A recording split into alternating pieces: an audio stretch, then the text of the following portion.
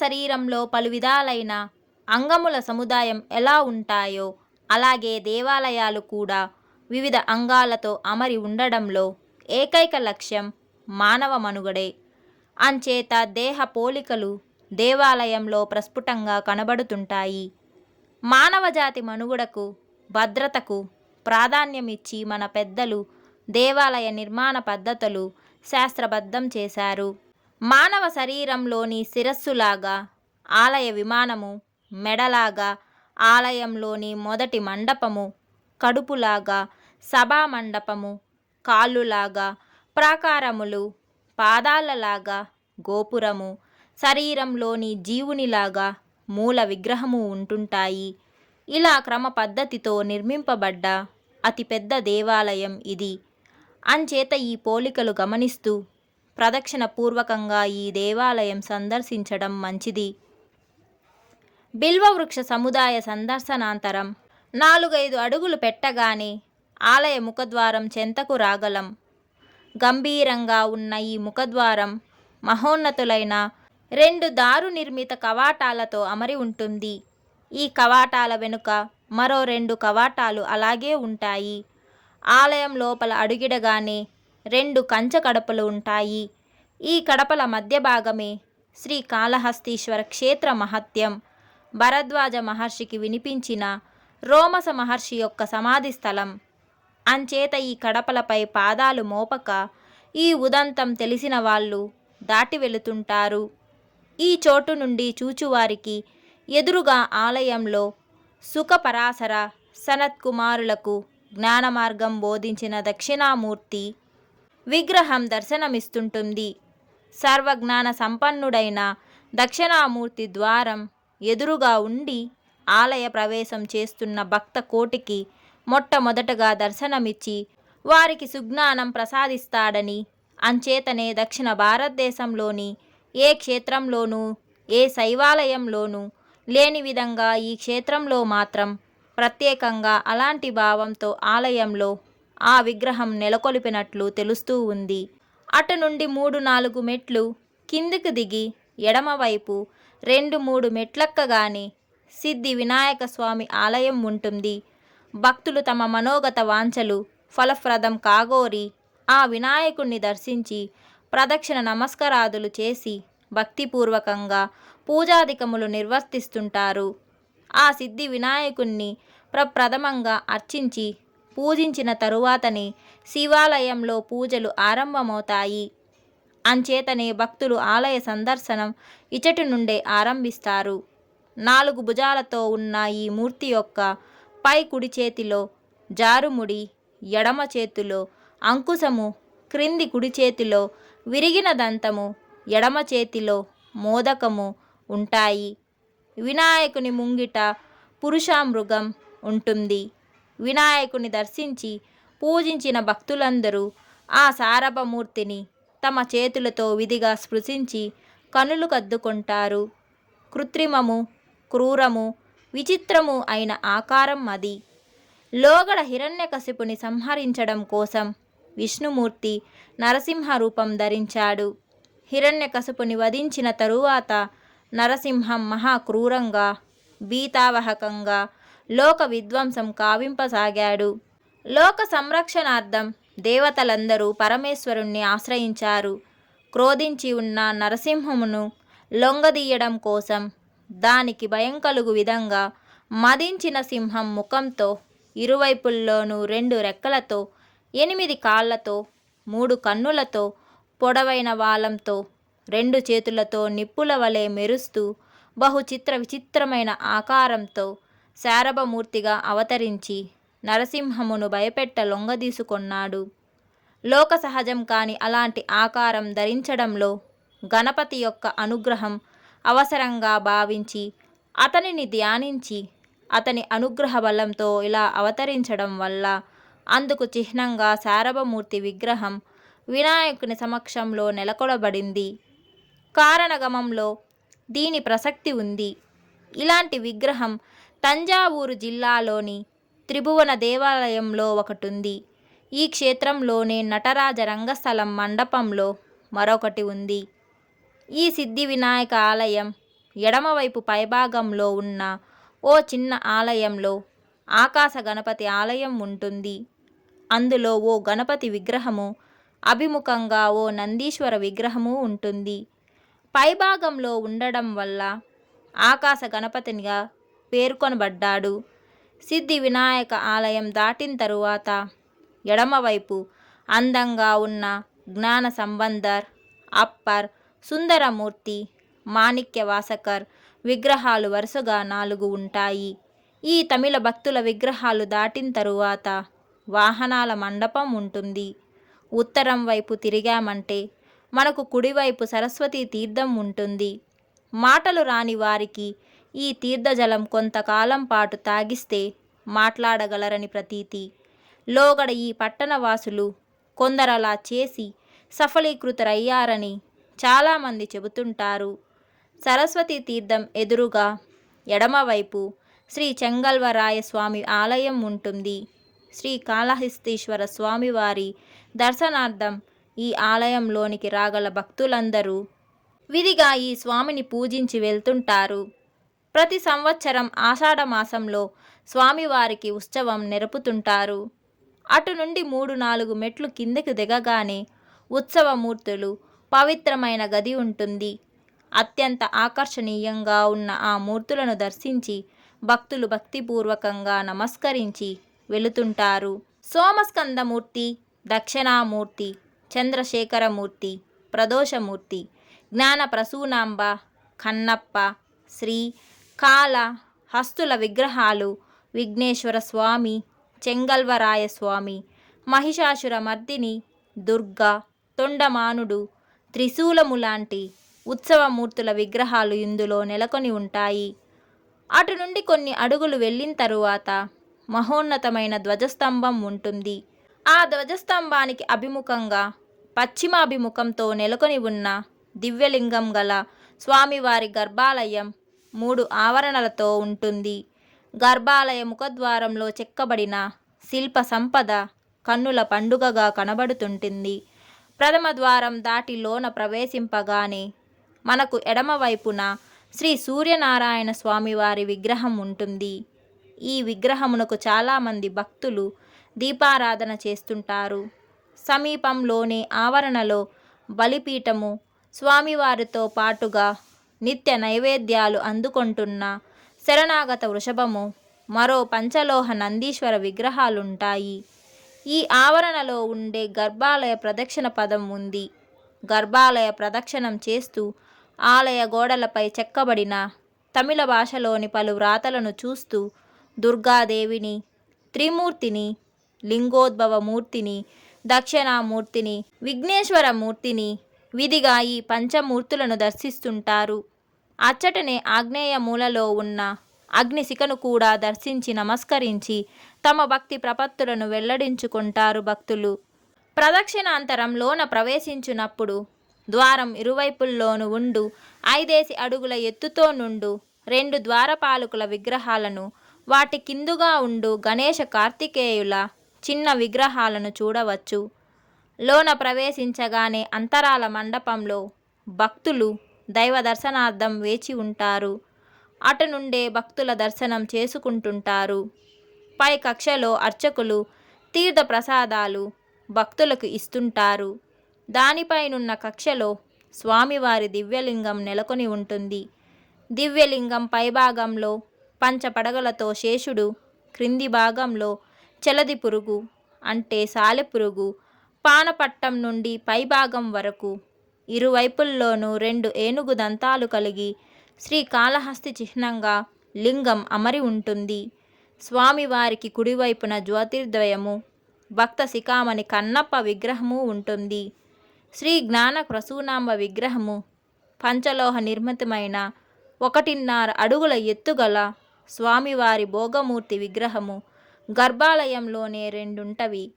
ప్రత్యేకమైన పీఠం మీద సుఖాసన భంగిమతో ఉన్న ఈ భోగమూర్తి విగ్రహం మాత్రం 9 అంగుళాల ఎత్తుతో 4 చేతులతో, పై కుడి చేతిలో పరుశువు, ఎడమ చేతిలో మృగము ధరింపబడి ఉంటాయి.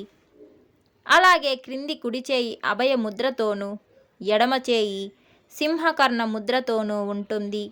సుఖాసీన భంగిమతో ఉండడం వల్ల కుడికాలు ధారాళంగా వేలాడదీసి ఎడమ పాదం కుడి తొడను తాకుతున్నట్లు ఉంటుంది. దర్శనార్థం గర్భాలయం నుండి తిరిగి వచ్చిన తరువాత ధ్వజస్తంభం వెనుక భాగంలో 2-3 మెట్లెక్కగానే దక్షిణ దిశలో మనకు ఎడమవైపు గణపతి, సుందర గణపతి, బాల గణపతి విగ్రహాలు వరుసగా 3 ఉంటాయి. వాటికి చేరువలో ఉత్తరంగా ప్రాకారం గోడకు చిన్నదైన నందీశ్వరుని విగ్రహం అమర్చబడి ఉంటుంది. ఈ నందిని సూక్ష్మ నందిగా కొందరు చెబుతుంటారు. సరిగా ఈ స్థానంలో ప్రాకారం ఆవల ప్రాకార నందీశ్వరుని బ్రహ్మాండమైన విగ్రహం ఉండడం వల్ల దానిని స్థూల నందిగా కూడా చెబుతుంటారు. ప్రాకారం ఆవల ఈవల ఉన్న ఈ విగ్రహాలు మానవుని యొక్క స్థూల సూక్ష్మ రూపాలకు సంకేతాలని వారి భావం.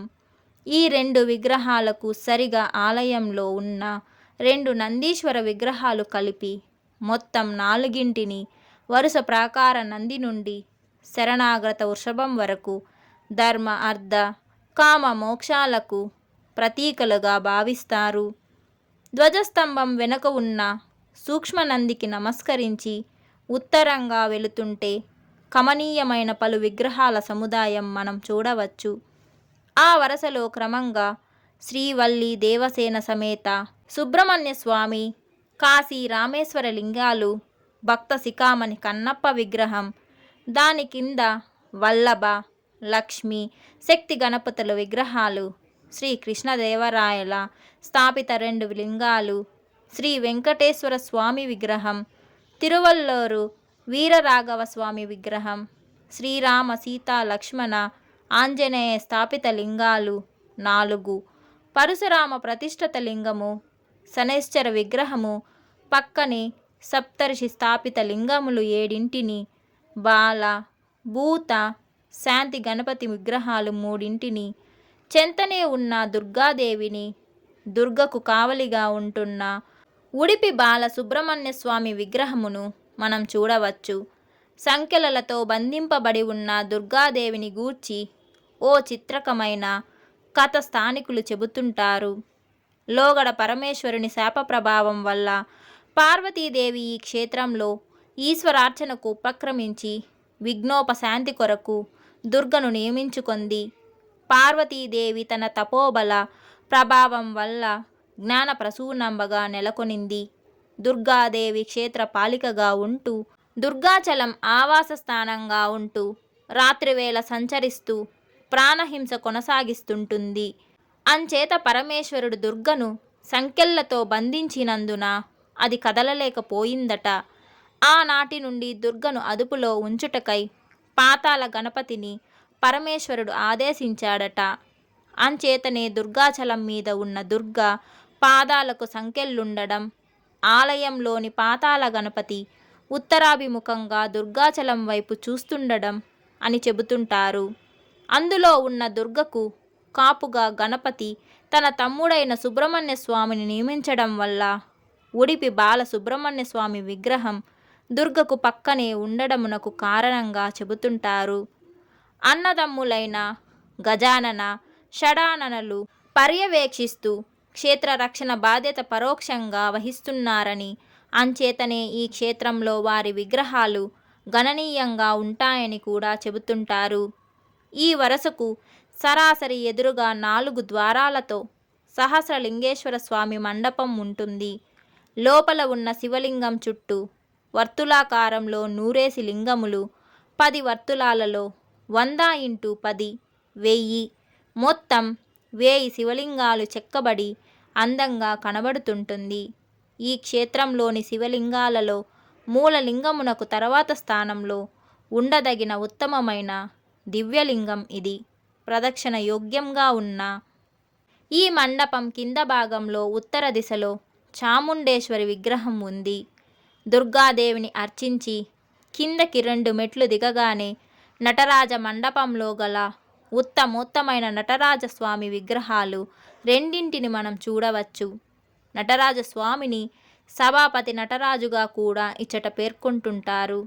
ఈ 2 విగ్రహాలలో పెద్దది 6 అడుగుల ఎత్తుతో ఆనంద తాండవ రూపంలో ఉంటుంది. భారతదేశంలోని శైవ క్షేత్రాలలో గల నటరాజస్వామి విగ్రహాలన్నింటిలోనూ ఈ విగ్రహమే ప్రశస్తమైనదని కూడా చాలామంది చెబుతుంటారు. యాత్రికులందరూ తప్పక దర్శింపవలసిన విగ్రహం ఇది. కంచు విగ్రహం రెండవ విగ్రహం 5 అడుగుల ఎత్తుతో ఉంటుంది. పార్వతీదేవి విగ్రహాలు రెండింటిలో ఒకటి 5 అడుగుల ఎత్తుతోనూ మరొకటి 2.5 అడుగుల ఎత్తుతోనూ ఉంటాయి. ఆమె కుడి చేయి కటక హస్తంతోనూ ఎడమ చేయి ప్రసారిత దక్షిణ హస్తంగానూ ఉంటాయి. మాణిక్య వాసకరి విగ్రహం కూడా ఇందులో ఒకటుంటుంది. తరువాత ఆ వరుసలోనే తిరునీలకంఠర్ ఆదిగా గల 63 నయనార్ల విగ్రహాలు, శ్రీదేవి భూదేవి సహిత వెంకటేశ్వర స్వామి విగ్రహాలు, మార్కండేయ ప్రతిష్ఠిత శివలింగము, కాలభైరవ, భిక్షల భైరవ, నాగదేవతల విగ్రహాలు, బ్రాహ్మి, మహేశ్వరి, కౌమారి, వైష్ణవి, వారాహి, మహేంద్రి, చాముండి అనే 7 మాత్రికలు వరుసగా విగ్రహాల రూపంలో ఉంటాయి. తదనంతరం మహాశివరాత్రి బ్రహ్మోత్సవాల సందర్భంలో ప్రత్యేకంగా హోమాదులు నిర్వర్తింపబడు యాగశాలను, పక్కనే పాతాళ భైరవుణ్ణి, దాని పక్కనే నారసింహ ప్రతిష్ఠ శివలింగమును దర్శించి శ్రీ జ్ఞాన ప్రసూనాంబాలయ ముఖద్వారం చెంతకు రాగలం మనం. ప్రప్రథమంగా ఉన్న బలిపీఠము, లోహశిలా నిర్మితములైన 2 సింహ ప్రతిమలను దర్శించి గర్భాలయ ప్రదక్షిణం కోసం లోనికి ప్రవేశిస్తారు భక్తులు. ప్రదక్షిణ సమయంలో నైరుతి మూలలో నైరుతి కోణంగా, శక్తిత్రయ కోణంగా పేర్కొనబడుతూ క్షేత్రంలోని ముత్తైదువుల చేత పసుపు కుంకుమలతో అలంకరింపబడి మంగళహారతులతో అర్చింపబడుతున్న ఆశ్చర్యదాయకమైన కోణమును మనం చూడవచ్చు. కొందరు ఈ కోణముకు ప్రదక్షిణ నమస్కారాదులు చేసి వెళ్తుంటారు. ఈ కోణమును ఇచ్ఛాశక్తి, క్రియాశక్తి, జ్ఞానశక్తి స్వరూపంగా కొందరు చెబుతుంటారు. ఇతరులకు హానికరం కానటువంటి ధర్మబద్ధమైన కార్యసాధన కోసం ఈ కోణంలో భక్తిపూర్వకంగా ధ్యానం కూడా కొందరు చేస్తుంటారు. ఆ కోణం దాటిన తరువాత అమ్మవారి మూల విరాట్టుకు వెనుక భాగంలో ఉన్న గోడ పైభాగంలో అమ్మవారి ఛాయారూపంను దర్శించి నమస్కరించి ప్రదక్షిణ కొనసాగిస్తుంటారు.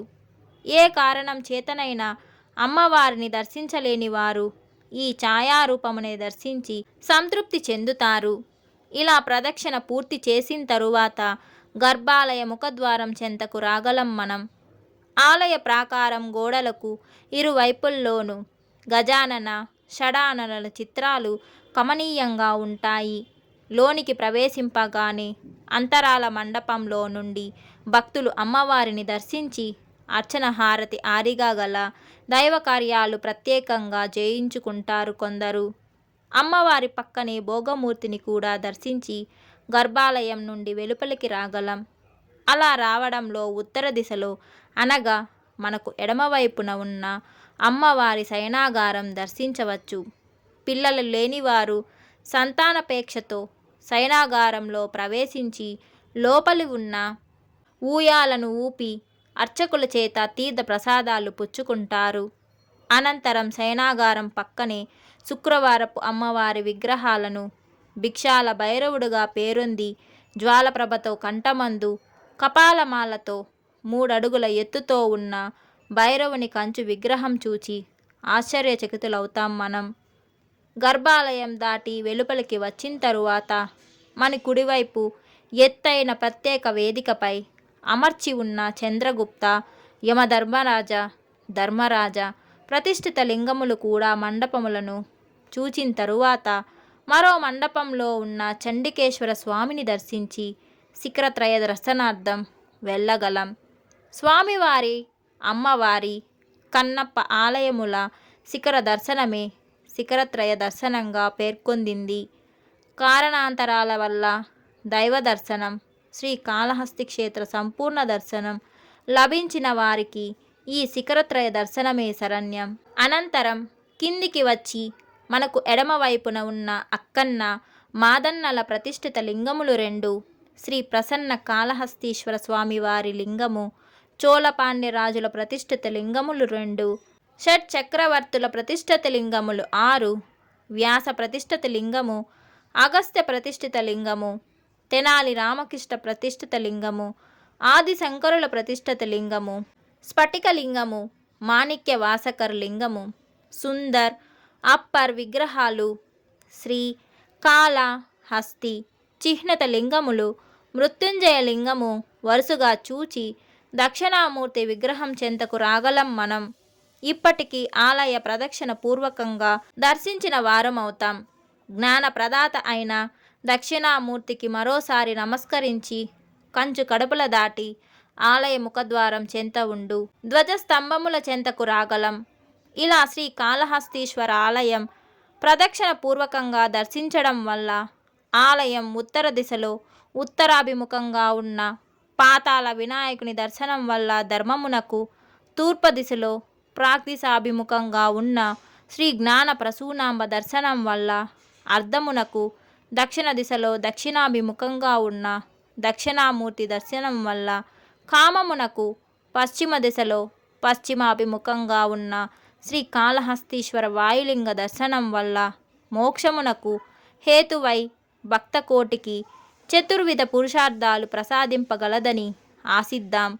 ఇలాంటి సదుద్దేశంతోనే సంబందర్, అప్పర్, సుందరమూర్తి, మాణిక్య వాచకర్ లాంటి భక్తగ్రేసరులు, నత్కీరర్ లాంటి మహాకవులు, ఆదిశంకరుల వంటి మతకర్తలు, కులోత్తంగ చోళుడు, వీర నరసింహ యాదవరాయలు, శ్రీకృష్ణదేవరాయలు, అచ్యుతరాయలు లాంటి రాజాదిరాజులు ఈ ఆలయం దర్శించినట్లు ఇచట లభిస్తున్న ఆధారాల వల్ల తెలుస్తూ ఉంది.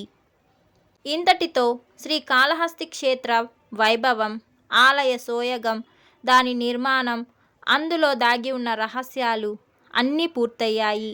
ఈ వీడియో మీకు నచ్చినట్లయితే తప్పకుండా లైక్ చేయండి. అలాగే ఇంకొక ఇంట్రెస్టింగ్ వీడియోతో మళ్ళీ మీ ముందుకు వస్తాను. అంతవరకు take care and bye bye.